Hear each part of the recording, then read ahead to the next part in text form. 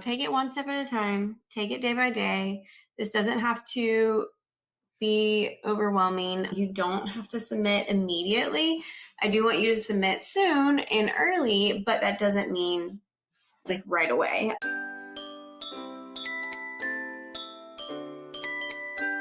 I do want you to submit soon and early, but that doesn't mean like right away. I would rather you take the time to make sure your application is perfect and has everything proofread and all of that before you submit, and take a couple extra days versus rushing it and then making mistakes. Because every single year people make mistakes. Then I get the emails of how to try to fix them, and sometimes they're not fixable, unfortunately. So we're gonna try to avoid that. Thank y'all for being here. Has anyone submitted yet? Nobody submitted. I would say if you have submitted, you probably don't need to be here, because I feel like then you're gonna start second guessing yourself on stuff. And yeah, like we're in the middle of midterms and tests and all of that. So it's totally fine to take a little bit of time. I have a lot of questions, and I do want this to just be Q&A. I don't have a formal presentation. I was going to just click through CASPA and talk about a couple of things that I have been getting lots of questions about, and then that will probably answer a lot of what you have. But then we can get into some more specifics too. If you missed our last webinar, it was about CASPA, more like talking through it, lots of tips. So I feel like that is helpful if you go back and watch that. Just to reiterate some of the things that I mentioned there, use the CASPA FAQ. It is your best friend. It has so much helpful information in it. And even if you can't find it in there and you're searching because it's so many different pages, if you just Google transcripts CASPA FAQ, it will pop up exactly the page, what you're looking for, to give you insight there. CASPA has a chat within the application as well. Last year, I think last year was the first year that they changed it to AI, but I did feel like the AI chat was somewhat helpful, so use that. And then also go back to just contact them. They have contact information available. They are fairly responsive. Every once in a while you may get somebody that doesn't quite know what's going on, and if that's the case, you can try again, just use a different avenue or callback. But you can call, email, Facebook, and they're on X or Twitter too. So all those are good ways to contact them. As far as this webinar, by the way, if you can't hang out the whole time, it is being recorded. It will be up on YouTube this week. All of our prior webinars are there. So the other ones we've done this cycle are about personal statements. We did some live edits, just talking about the personal statement. And then we also, again, talked about CASPA last month, I guess a few weeks ago. So there's lots of stuff. And that's another kind of pro tip, is if you are looking for something, an answer, advice, information, if you just Google the PA platform and whatever you're looking for, it'll probably pop up with a video, a blog, a podcast, something. It's like the PA platform personal statement or the PA platform GRE. So that's a good place to start. And then we also have pre-PA AI on our website. That's on the PAplatform.com at the top. And it is AI that pulls from our resources. So all my books, videos, podcasts, all the things, you can think of it like we're sitting having a chat. Clearly vet that information because it is AI, but the sources it's pulling from should be reliable sources. Which may be helpful to you too. Let's see. All right.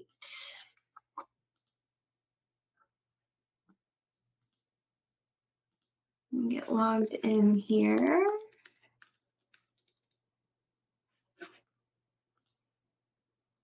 Okay. We are in CASPA. What was the first thing you did when you got into CASPA? Like, freak out?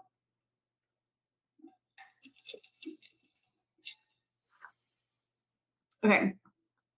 So let's talk through a little bit of personal information. Make sure you read the release statement and like all of the kind of forms you have to fill out, the disclaimers, I would say. There's one that says that if you are admitted to a program and you start at a PA program, you have 5 days to withdraw your application from anywhere else. And that's the one that every year people are kind of like, I still want to see if this school admits me because they start later, but I already started this program, which you really can't do that. So that's something to look at, and just make sure you read through all that information and you are following it. As far as biographic information, this is straightforward. The questions I'm getting in this personal information section have to do with, why are they asking me for this information, and should I share it? Should I share my family information? Should I share what my parents do, or our household income, their education level? Like, why do they want to know that? And every year, PAEA puts together some stats and some information, and every school, every place is going to use this differently. I don't think including that or not including it will affect you getting in. That's not the biggest deal. One of the messages that I was like, I'm from a middle class family. I don't want them to look down on me since I don't have anyone in medicine. And girl, same. My parents were teachers. My dad didn't go and get a bachelor's. He taught at a technical college. My mom taught elementary school. And so they weren't medical. Nobody was medical. And I didn't hesitate to share that. Like, I didn't really think about it. So I wouldn't overthink things too much. I think they just want to know demographics, want to know who they could help more, who they could reach out more to grow this profession. So PAEA is the overarching education association. And I think they just like to kind of know where we're coming from. It's a personal choice, whatever you feel comfortable with. You don't have to share, but it's totally up to you. Getting into environmental factors, this childhood residency, don't overthink that either. It's very short, 250 characters. That's a sentence. So for me, like, I grew up in a single family home in a suburban area in Georgia. That's fine. It just doesn't have to be very in-depth or detailed. Give some of that context, but now we have the life experiences essay too. Even though this year it's a little bit different than last year, so that can also help. They ask if your area was medically underserved, and then some stuff about just kind of family income. There's one thing I was looking for here too. Oh, in other information in this first part, it asks, what is your first language? Okay. Last cycle, I had 2 people who born in America, grew up in America, and said that they basically were bilingual, and that like at home they spoke one language and at school they spoke another language, or English. So they put, both these people separately put their home language as their first language, and both of them were rejected because they didn't then take the TOEFL exam, TOEFL, which is the English literacy exam. So there are schools that if English is not put as your first language, regardless of anything else, you are required to take that test. So be honest, clearly, but just know that if double check the school's requirements to make sure that you're not missing that. I think one of these people appealed it and said, I'm sorry, like I can take it, I'll take it now. And the school said, so sorry, too late, try again next year. Stuff just to think about. And again, just be honest on your application.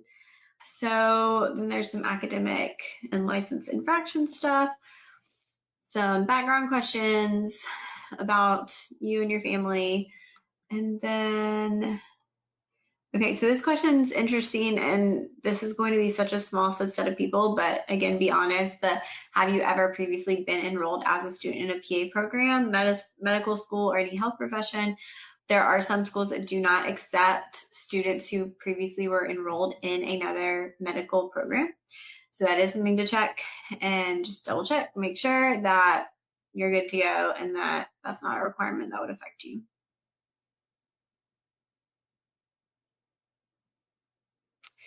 Okay, we still have our COVID essay. This is, I think, the first cycle where some of you were not affected in college by COVID. So that being said, it is totally fine. So just text me. It is totally fine to skip the COVID essay this year or not edit this. If you've applied in the past, this is the one part of your application that I wouldn't rewrite or change. Like, it hasn't probably changed since last year or another cycle. So I would just skip over this part, or don't go reaching for ways that COVID affected you. If it did, share that, talk about it. This is the place for it. But if it didn't, that's also okay. And you can be okay with that. Okay. And then the life experiences essay this year says, explain how your life experiences could help advance the goal of having healthcare providers who can empathize with the patient communities they serve.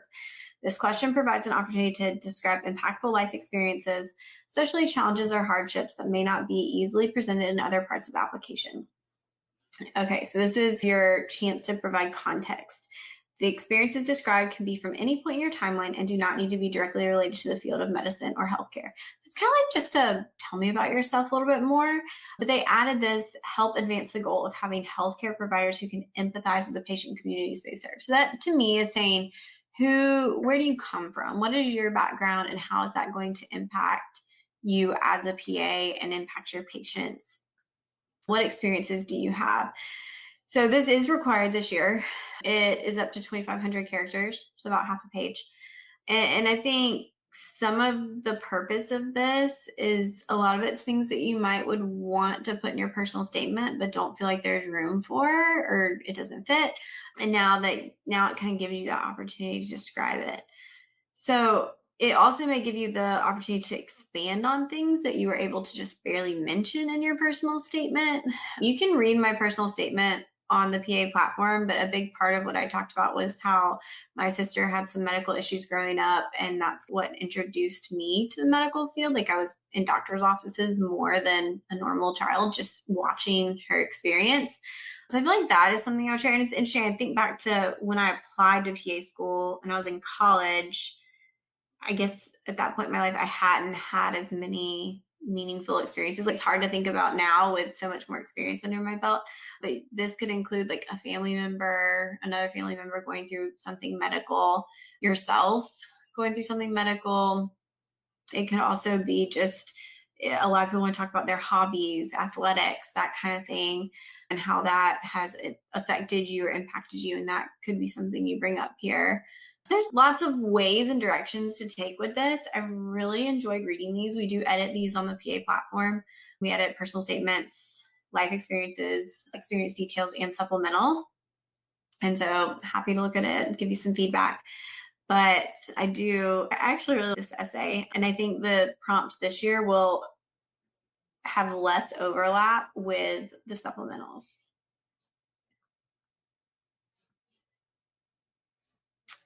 Okay, so that's pretty much the main stuff from personal that I've looked at. Academic, not going to spend a ton of time here. Make sure you're using official transcripts to enter your transcripts into CASPA. Enter everything exactly from your transcript into CASPA the exact same way. So however they have it listed on your transcript, if it's abbreviated, letters, weird combos, totally fine. Use the same thing and put it in. And then go watch my YouTube video on science versus non-science courses to get a better explanation. I think it's 12 minutes to get an explanation of what counts for science, what doesn't count, how we look at that, how you can decide which subject to put it in. If you mess that up, your application can take longer to be verified, or they're just going to change it. For standardized tests, you do not need to send test scores to schools that don't require it. They don't care. They don't want to see it. You can enter your unofficial score, but don't send them your score. That's a waste of your time and money. I suggest putting all of your attempts in. Most schools, even if they don't say it, will super score. So like for GRE, if you did better in different attempts on each section, they're going to take the best attempt and put them together. So I recommend putting them all. Some schools require you to submit all of them, and you don't want that to be something that trips you up also. When I applied, we had to submit all of them. Like, we didn't have a choice. That just changed in the past few years, where you could actually choose which scores you submit. Okay. Sarah said, CASPA FAQ says to use official transcript in your classes and transcript entry. What if we don't have access to that, just the unofficial version? So you should order an official version for yourself. The problem with using an official or an unofficial transcript to enter your grades is that there can be discrepancies. And then when it gets to verification, if there's discrepancies, that slows down the verification process. So you do need to have that official transcript so that nothing's dropped, nothing's left out, and you're making sure it's accurate when you put it in.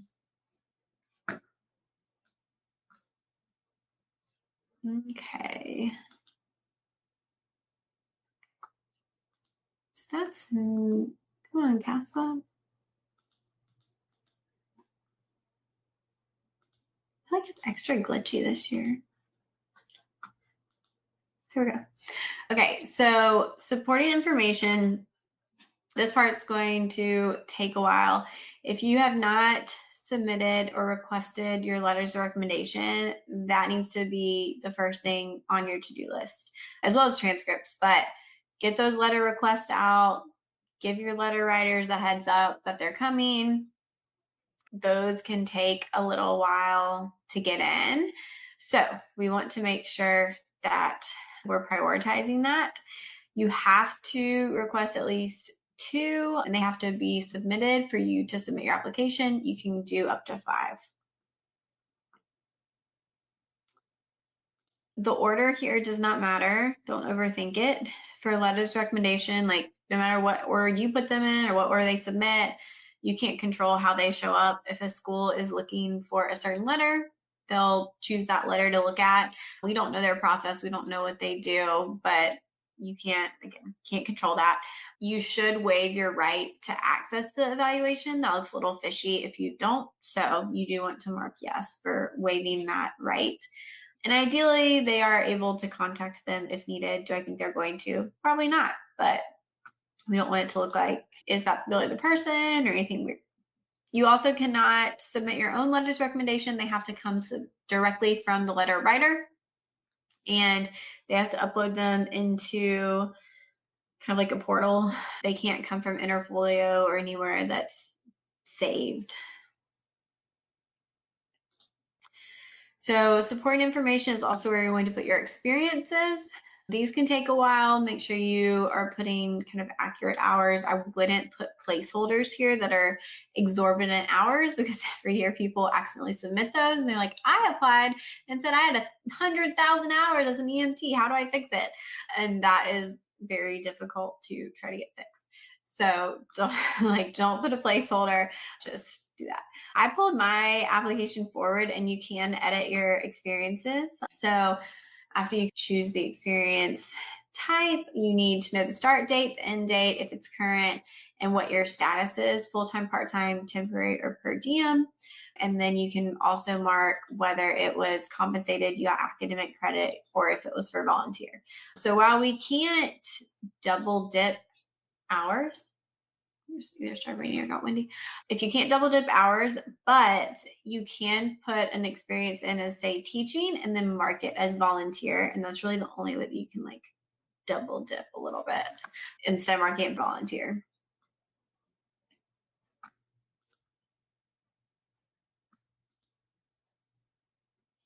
Okay, achievements, licenses, and certifications, and memberships. I saw somebody asking about memberships. For these, I would go by the CASPA definitions. So for memberships, it says add any relevant memberships to professional organizations, such as physician assistant groups or associations of healthcare professionals. So that's going to be if you're an APA member or a member of your state society, like we have GAPA here, and some of the specialty societies have pre-PA memberships, Society of Dermatology PAs, whatever you're interested in. Those aren't required, but they do show that you're interested in already advocating for the profession, which is great. So that's where you put memberships. All of these sections do give you the opportunity to write a novel, like so much stuff. You don't need to write a lot of stuff. If you do a description at all, it should be very brief. Your involvement, what the organization is, but I wouldn't do anything crazy here. And then licenses and certifications, they have to be current. If they're expired, you would not upload them, and that's per the CASPA FAQ. And then our essay is, of course, the personal statement. Please explain why you're interested in being a PA. Please save this somewhere outside of CASPA. Don't make that the only place you're saving it, just in case it gets lost. I've lost documents, and it's the worst feeling ever. So we don't want that, but please explain why you're interested in being a PA. That's your prompt. That's what you're answering here. Again, go back and watch our personal statement webinars if you need more on that, and that's where you're feeling stuck. And that needs its own whole webinar to go into details there. You get 5,000 characters. You should put a double enter in between paragraphs because you can't do tabs and you don't need to waste spaces on that. No special characters here, just basically copy and paste your essay in there. And then program materials, this is going to be school specific.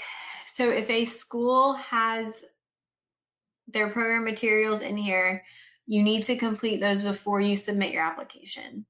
Some schools do have their, their supplementals outside of this. Let's see. A lot of places do have their supplementals outside of this. So just double check the program websites, make sure you're covered, because we do want to not miss that. You don't want to waste your time applying somewhere and then not do the supplemental. But these can take a while. The questions can be intense, they can be long, the essay questions can be crazy. So you do want to make sure that you're staying on track with those too. All right, so that's kind of like overview, a few quick tips, reminders for what I've been asked a lot this week. So we will get into questions. I want to make sure we're trying to stay relevant to as many people as possible. So we will go probably more with general type questions. And for y'all's reference, I'm in the Ask a Question tab. Okay. I wish there was a different way to do questions where I could show you what I'm answering. I don't think. Oh, okay. Hold on. I don't know if this is gonna work, but let's try it. I just put up a poll. I don't think this is working. Let me try to put something in there and let's see what happens. I kind of wonder if it's just going to show me the answers. I've never done this. Okay.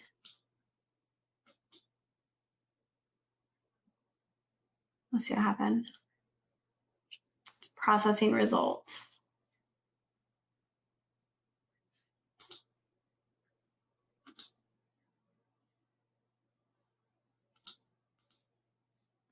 Still processing. All right, we're going back to chat while it's processing. Okay, so I'm in the Ask a Question chat. I'm going to do a little smiley face if I am answering it. Or if I don't, it disappeared. Okay, so let me see.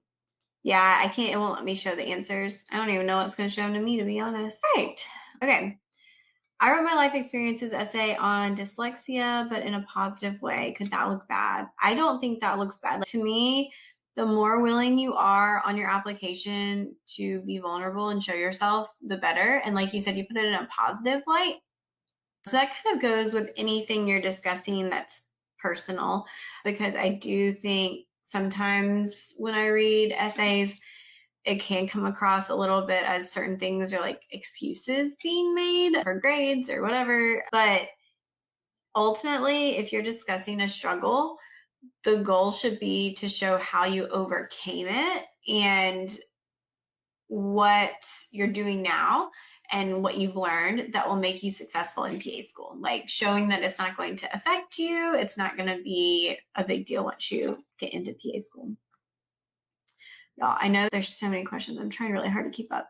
Also, we've had a few people join our Pre-PA Academy this cycle, and we do have personalized CASPA application review sessions. So if you want somebody to sit down with you and go through your CASPA, that's an option. Or if you want to join Academy, we have 3 to 4 sessions a week with myself and other coaches.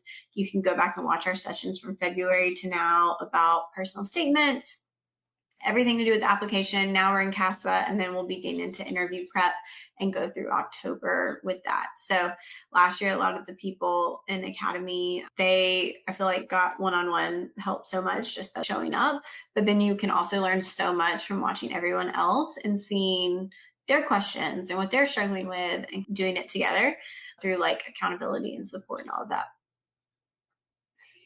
Okay. A second time applicant, is it normal for me to not be able to change my grades from previous colleges? Nothing has changed, but is that normal, or should I reach out to CASA?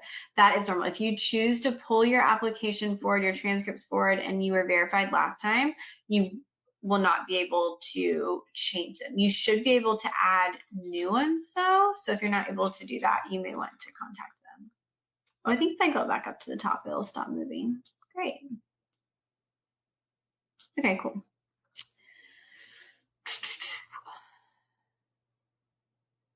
One of my supplemental questions is share an experience you had with a patient that has impacted your life.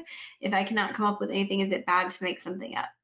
100% yes. I would say do not make up anything at all on your application, because when you get to an interview and they ask you about it, it definitely comes off as made up. For questions like this, my advice is to just think about what impact means. I think we jump to wanting a big story or something crazy that happened, and it doesn't have to be that. When I think about the patients who have impacted my life, which clearly, again, at this point, I have a lot more experience being a PA for 10, almost 11 years.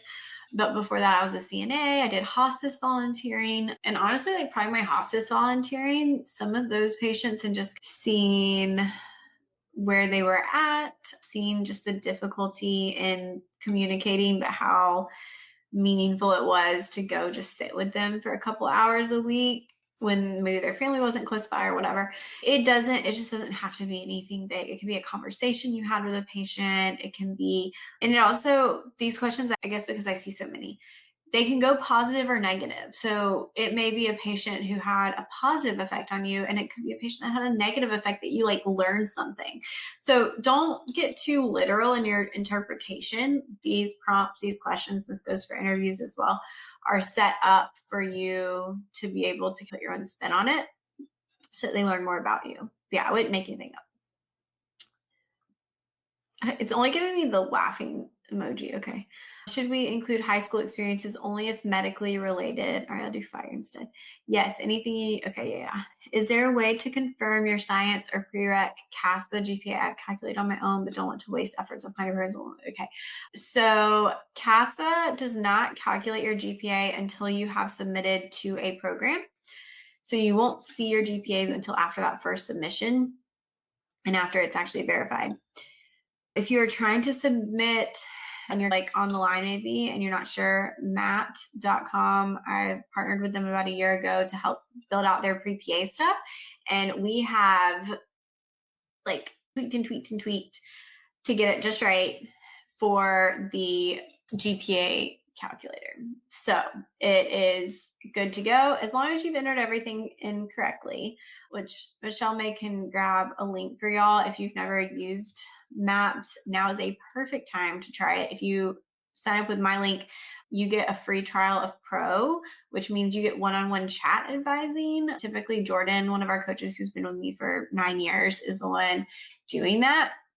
She's fantastic. She does everything at the PA platform, like editing and counseling and mock interviews and all that stuff. But she's fantastic and can definitely help you out. But all the GPA calculations, all the everything is free except for the one-on-one chat portion. So let me show you this just so you have an idea of it before you get into it. So this is what it looks like when you have the GPAs in there. Oh, I'm not showing it. Sorry. At the stage.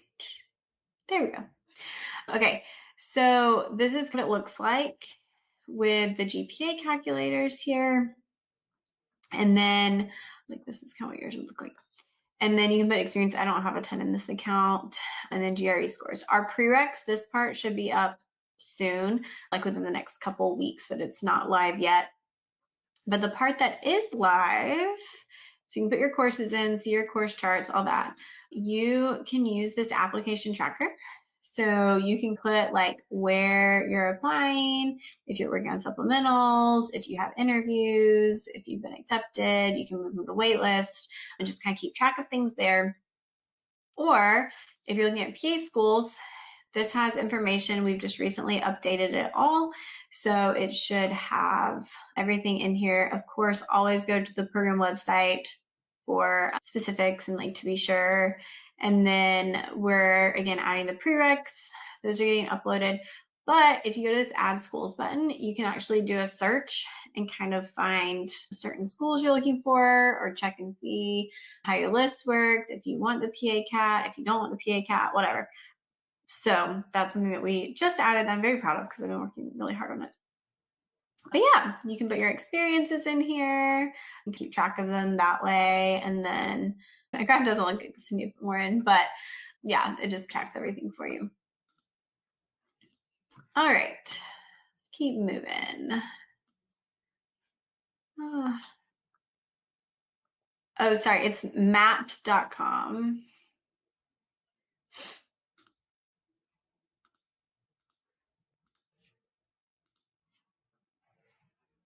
Okay. I can't see the bottom of the chat. I'm at the top of the chat. I wish I could. Okay. What if I have a course that isn't listed as a selection in the drop-down menu? So this goes back to that selecting courses. So watch that video. It goes by title first and then subject. And I show you how to find that in the CASPA FAQ in that video. We will send these things I'm talking about in the replay email also. So that should be helpful to try to give y'all like everything in one place so that you can use that. You should get that tomorrow if the YouTube video gets up. Okay. If my transcript doesn't say the name of the dual enrollment course from high school and just says blank college 6 credits, does that mean that I can't add to CASPA? Would I need to list under colleges at all? Okay, great question. You need to list every college, university, community college, technical college, anywhere that you attended that was an accredited school, but it has to come from the original school. So you need to go back to that college where you took dual enrollment classes and have that transcript sent. Transfer credits on your transcript are not accepted, and that is definitely something that will hold up verification. So you need original official transcripts sent from every school you went to, sent to CASPA, and then you enter them all as separate schools. Even if it shows up as a transfer credit on your transcript, you just ignore that.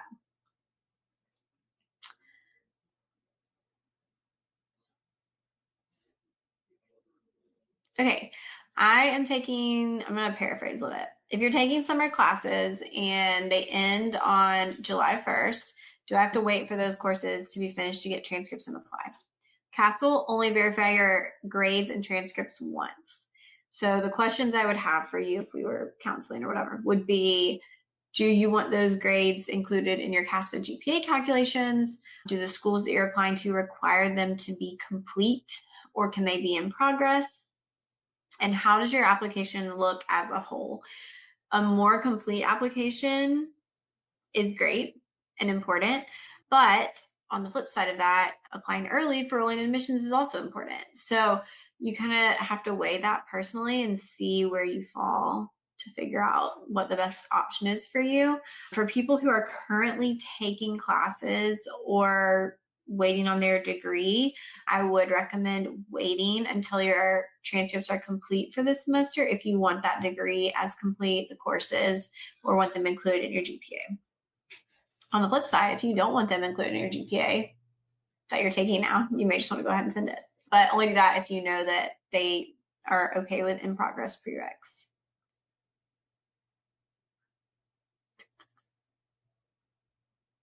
Okay, so I'm getting some questions about study abroad. I would go to the CASPA FAQ because this is so dependent on your school, your undergrad, your whatever school you're studying abroad at, and they have very specific requirements. So some, depending on how they're in your transcript, would go into CASPA, and then some you would have to get a foreign evaluation for. So you just need to check and see, and it actually has a list of schools as well. school, how much detail should I go into about experience on resumes or CVs? Do I include shadowing hours and non-healthcare work experience? Is it okay if it's over a page? For your PA school applications, I would try to keep your resume to a page. I think of this like a snapshot. So your PA school application is going to end up being 25 to 35 pages long. Your resume is your snapshot. That's the thing that on interview day, they can just say, oh, okay, they've done XYZ. So you don't need experience details. You don't need descriptions of what you've done. It's really just a list of top level highlights that you've had so far to get to the point of your application. So I would say if there's room for shadowing, room for non-healthcare work, or it's extensive, definitely try to include that. But I would not really put like any description. You don't need to put what you did as an MA because that's going to be on your application.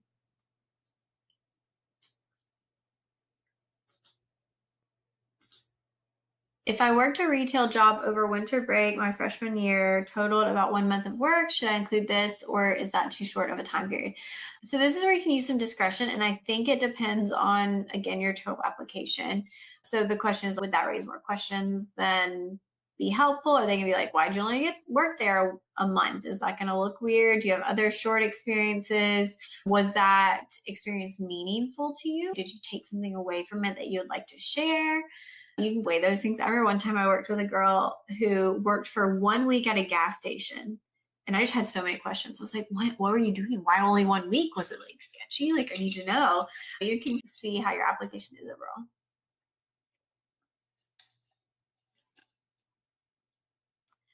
Do I select shadowing as per diem or temporary? Either one's fine. It doesn't really matter. I graduate with my bachelor's. So, okay, I graduate with my bachelor's in late May, but some schools that I plan to apply to say that it can be in progress. Should I apply to those schools now then? Why or why not? So this is what I was talking about, that if other schools do not allow it to be in progress, your degree, you would need to wait. If all of them are fine with it, you could go ahead. And rolling admissions would be the why. I went into healthcare experience and patient care experience extensively in the last webinar, and we have other videos on that. So just Google it, and we have like blog posts and YouTube videos. That's pretty extensive, and the CASPA FAQ explains it too. A great question. Okay, so going back to courses, I actually love assigning courses, but for courses, do we need to try to be as specific as possible with the subject line, or should it match the title? So this person gave an example. They said exercise 2998, pharmacology for the physically active. Will that be pharmacology or exercise science? That would be pharmacology. If it was just Exer 2998 physically active, that would be exercise science because there's not going to be like a physically active title.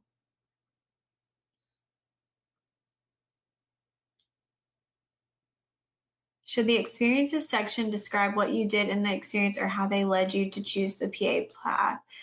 My go-to, and we've talked about this some too, for experience details is I want a little bit of context of what you're doing, where you're at, if you saw certain patient populations, and then I want to know what you were doing practically, if you had skills or responsibilities. And then I want to know what was meaningful. What did you learn? What did you take away from that experience? What are you bringing forward with you? That's a lot to put into 600 characters. It's like a little mini personal statement, little paragraph is fine. Yo, I think there's a mosquito in here. And I think it bit me on my finger and my cheek earlier. So anyway, just flew in my face. Joys of living in Georgia. Okay. I don't think I have enough information on that one. I submitted to CASPA last year, but did not end up having all the requirements, so basically forfeited the application cycle. Am I still considered a reapplicant?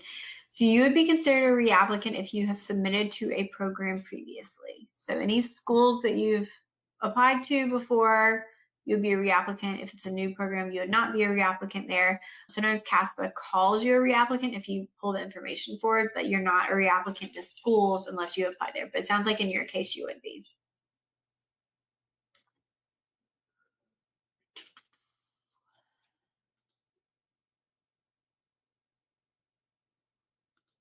Talked about transcripts.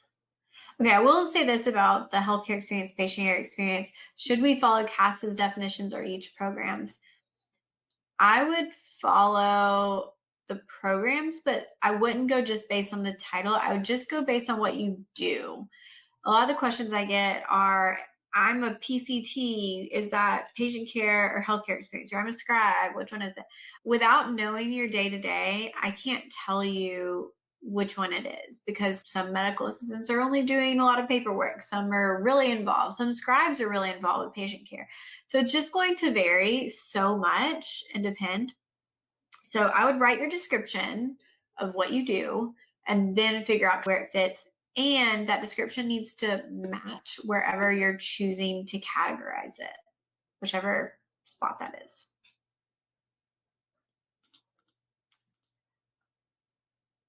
Okay.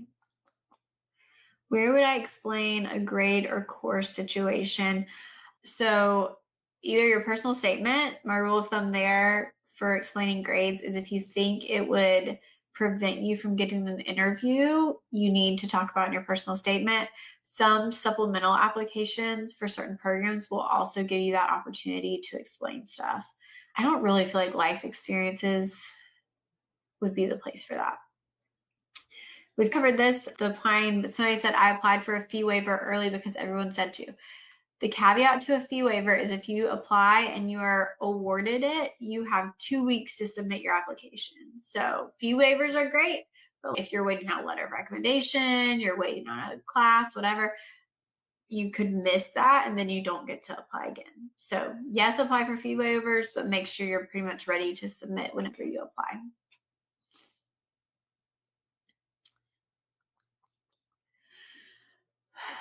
Okay, when selecting courses that match prereqs under each school, should we select multiple courses that fit or just one for each?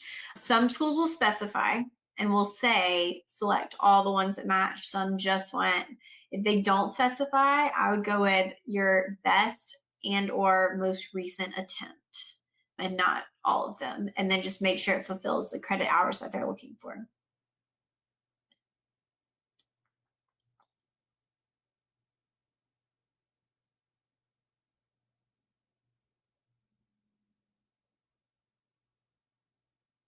Okay, this says, I took Bio 101 and Chem 101. Will those be added to my science GPA? Because I know it says only science prereqs, but 101 courses usually aren't prereqs.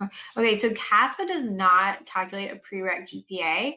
They only calculate, they do a lot of different ones, but the main ones are your overall GPA and your overall science, which includes every science class you've ever taken, no matter what the level. It's based on that title and the subject that's assigned. So yes, those would be included.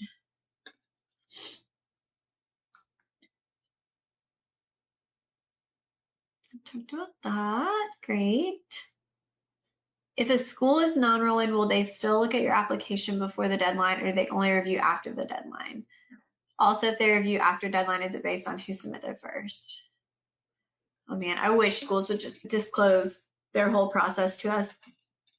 Most don't. I would say that I have seen in the past that schools that are non-rolling, that have a deadline later, will still sometimes be interviewing before their deadline. And then you're kind of like, wait, are you rolling? I'm confused.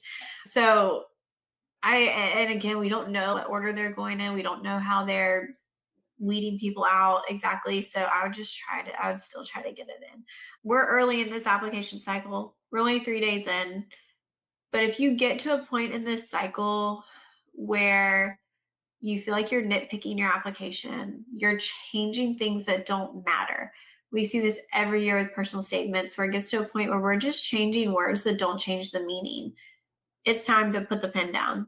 It's time to be done. I also would say take a good, honest look at why you're not submitting. Is it you or is it another problem? Is it like if you're waiting on a letter or class, I get that. But if you're holding yourself back, you're just doing yourself a disservice. I just see it all the time from people who are in academics saying getting applications in is so important because they want to get moving. Like they're busy. So I think if you can get that application in early, set yourself a date, get an accountability partner. I say it all the time, but it's so that you give yourself the best chance of getting your application in ASAP. Okay. So I said so many questions for real. And that's why like these bigger webinars are so hard. Our like academy sessions, which when we only have 5 to 10 people, are great because we can really like dive into stuff.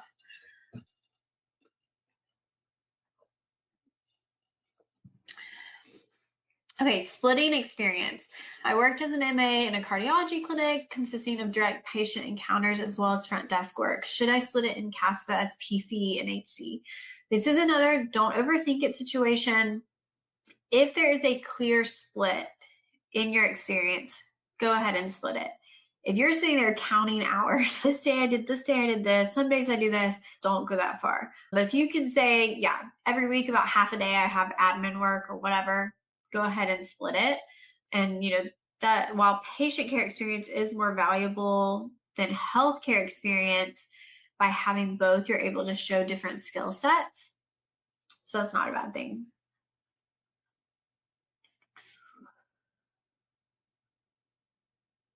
Did that one.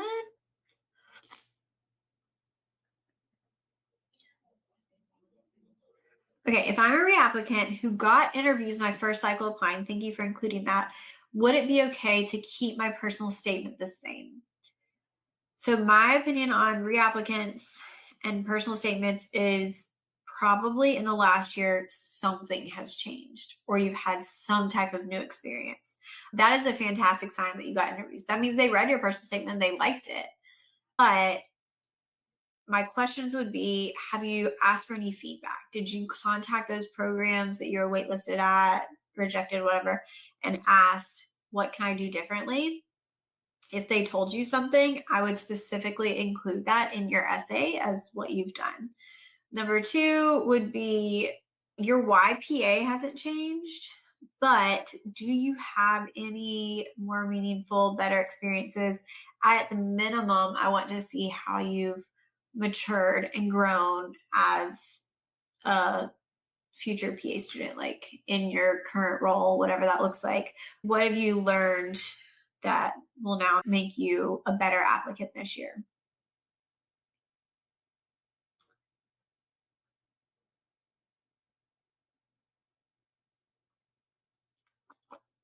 Does babysitting count as non-healthcare employment?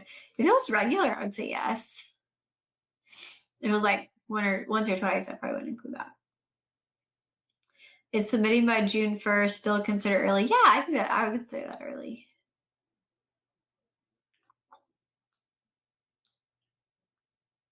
Okay, let's see.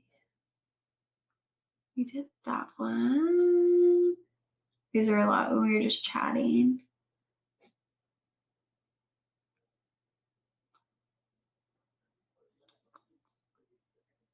We talked through all these. That's great. Okay. GRE question. Oh, this is kind of like, is it good enough? You said you got 162 on verbal and 153 on quant.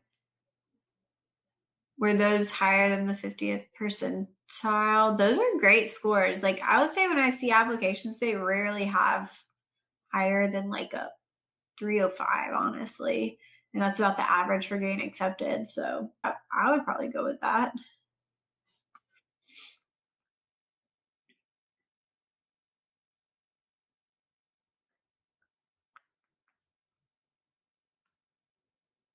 Okay. Mosquito.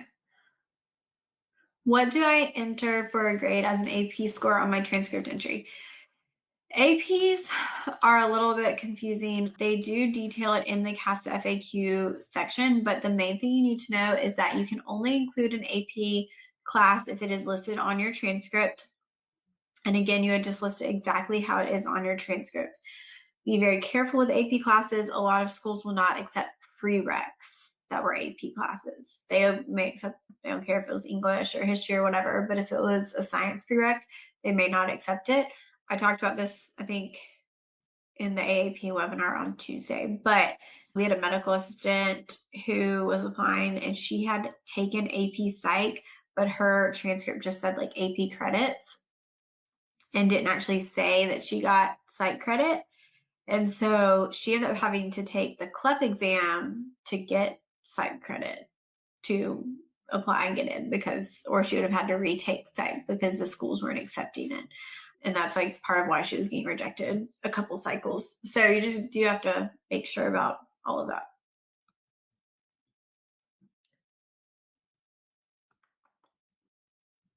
Can I submit the GRE after I submit my CASPA application? Yes, you can add test scores later on. Make sure the schools are okay with it.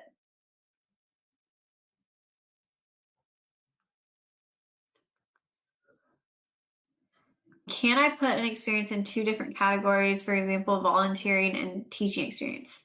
No. So you can't, unless you split the hours. So you can't double dip. So let's say let's see, let me think. I teach Sunday school every week and it's 5 hours. So I couldn't put that same experience under teaching and volunteering. I could put it under teaching and mark that it was for volunteer, or I could put it under volunteer and mark it as volunteer, but I couldn't put it under both. Let's say I spend, I don't know, I'm trying to think about it. Like 2 of my hours is in the big kid class, and then 3 of my hours is in the baby class. And the baby class isn't really teaching. So I could put 3 hours as volunteering in the baby class, and then 2 hours as teaching in the big kid class. But again, like, is what I learned going to be separate in those situations? Probably not. So I would probably group them together. That's when it's like, we almost have to look at what you're talking about and see how it works.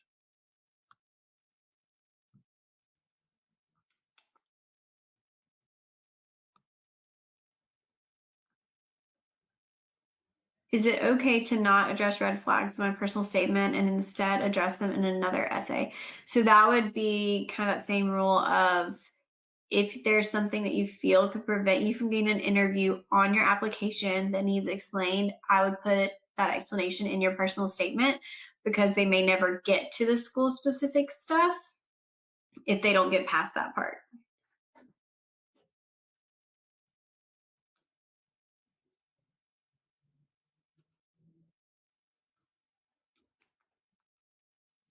Ooh, how long does it normally take for CASPA to verify an application? They say 6 weeks, but typically, I think some people were saying last cycle that applied early, like around a week, a few days. Once it gets later in the cycle, it can be like same day. There were some issues with transcripts last year, and that's why I say contact CASPA if anything is not right or not on the right timeline. Reach out to them, stay on top of it, just to make sure. Hopefully they fix that this year.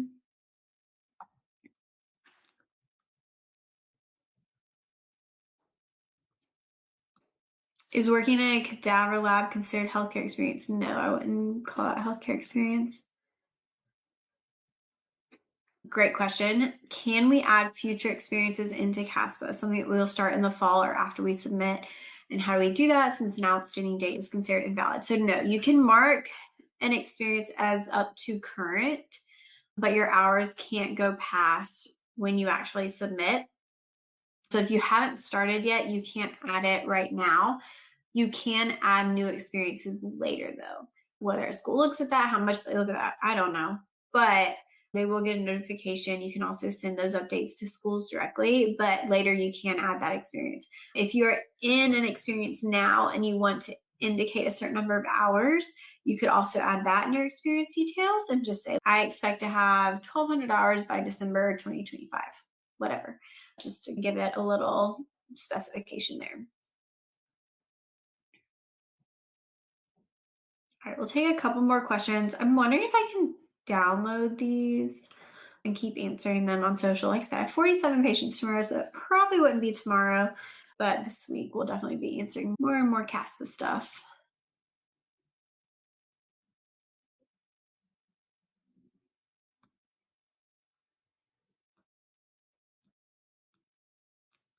Look, we've answered a lot of these too, which is great.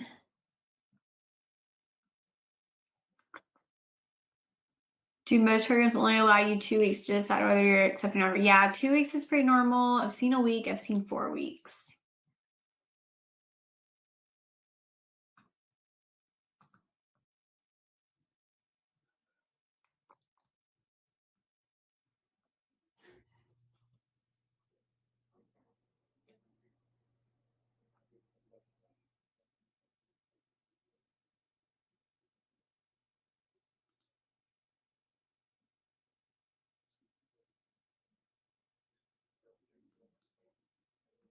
Okay, oh, it took me back. Hold on.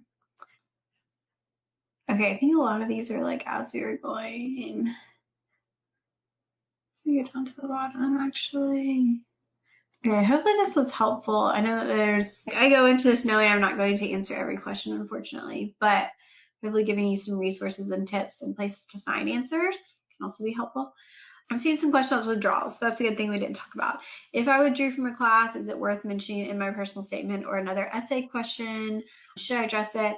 So a withdrawal to me, especially just one or two, isn't a big deal. I probably wouldn't address that unless it was like a whole semester, like you withdrew from every class. Then I would want to know what happened, why. Some of the supplemental applications and essays will give you the opportunity to expand. So they'll say, explain any grades lower than a C or withdrawals. And those you do want to be very specific and say, I got a C plus in organic chemistry 2. This is why. This is what I did to improve. I withdrew from Spanish 5. It was too much to handle while I was taking these other classes and I didn't need it. Whatever. You can go into depth there if needed. You don't really need to go into depth on your personal statement. But yeah, just a couple withdrawals isn't a big deal. Okay, woo. If you joined late, we may have answered some of your questions at the beginning. So once this is up on YouTube, you can look at that. But thank y'all for being here. We will continue to have webinars. We'll send out an email with a lot of these resources, but I just put a question box up on Instagram also, and I'll keep answering there too. So thank y'all for being here.